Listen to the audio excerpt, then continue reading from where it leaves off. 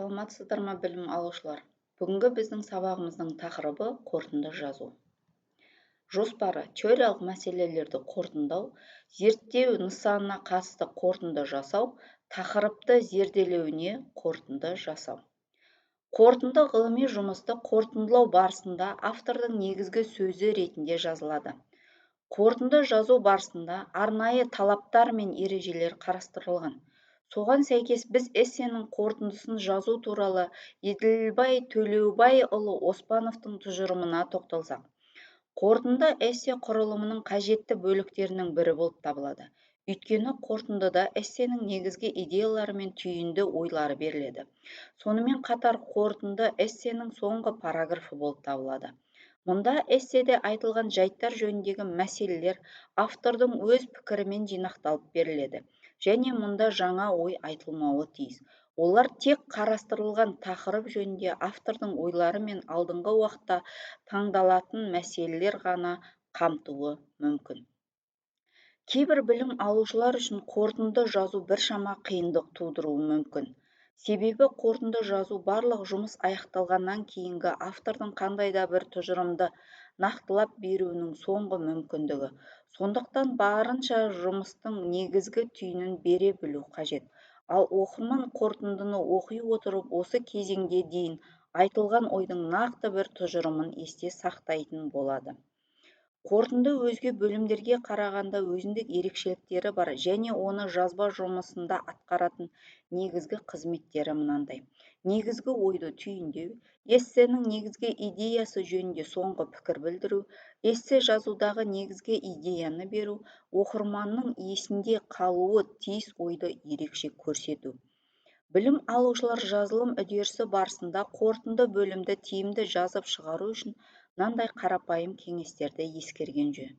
Аргументтер мен негізгі идеяны қысқаша қорытындылап беру, қорытынды бөлімге негізгі бөлімде берілген ойды түйіндеу барысында жаңа сөздер мен сөз тіркестерін қолданған жөн. Автордың орынды пікірін білдіру бұл қорытынды бөлімнің негізгі шарттарының бірі. Эсседегі өзіндік пікірді анық етіп жазу, себебі эссені жазудағы мақсат жазылып отырған тақырып жөнінде автордың өз ойын білдіру болып табылады. Қорытынды көлемін шағын етіп жазу негізінен қорытынды жазылған жұмыстың 10%-нан аспауы мүмкін. Қорытынды жазу барысында эссенің негізгі бөлімінде берілген көлемді ақпаратты қайталамау қажет. Бұл эссе көлемін арттырумен қатар оқырманды жалықтырмауы қажет. Сонымен қатар негізгі бөлімде талқыланбаған жаңа ойды жазуға болмайды. Қорытынды бөлімде жаңа ой талқыланбайды. Тек айтылған ой қорытындыланады. Қорытынды жазу барысында мынандай сөздер мен сөз тіркестерін қолдануға болады. Толықтай алғанда, қорытындысында қорытындылай келе, барлық жағдайларды ескере отыра, соңында айтылған жайттарды ескере отырып және тағы да басқа. Ал автор ретінде өз көзқарастарын білдіру үшін мынадай сөздерді сөз тіркестерін қолдану қажет. Зерттеу нәтижесі көрсеткендей, бұл тақырып өте даулы. Зерттеу нәтижесі бойынша, қалыптасқан пікір бойынша, зерттеу нәтиже мұның қарастырылған мәселені саралай келе көрінеді және тағы басқа да сөздерді қолдануымызға болады. Сонымен қорытынды жазу барысында артық сөздерді жазып қолдана бермей, нақты жұмыс барысындағы өз тұжырымы мен көзқарасы туралы нақты түйін берілсе жеткілікті. Гипотеза, тікелей бақылау шекарасынан тыс факті туралы немесе құбылыстың ғылыми әдістерімен тексеріліп көрсетілмеген заңды байланыстары және заңды тәртіп туралы болжам пікір. Гипотеза, құбылыстардың жорамалды заңды байланыстары туралы ой, ғылым дамуының формасы. Ғылыми мағынада білімдер жүйесінің ең маңызды элементі зерттеудің кезеңі. Ғылыми шындықта ешбір проблема тікелей тәжірибе өткізу жолымен шешілмейді. Тәжірибенің алдында әлбетте ғылыми идеялар мен гипотезалар талқыланады.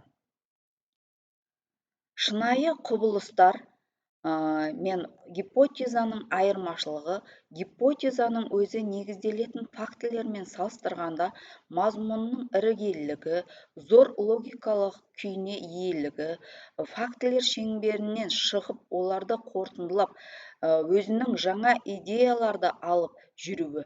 Өмірде күнделікті іс-әрекет бақыланатын фактілерден сыртқы көп санды болжамдардың негізінде іске асады. Гипотеза тексеруді қажет етеді. Дәлелденген гипотеза шынайы, шүбәсіз, сенімді білім болып қалыптасқан болады. Ғылыми гипотезаның маңызды белгісі оның ымырасыз тексеріліп көрілу мүмкіндігі. Гипотеза жоқ жерде мәлімет болмайды.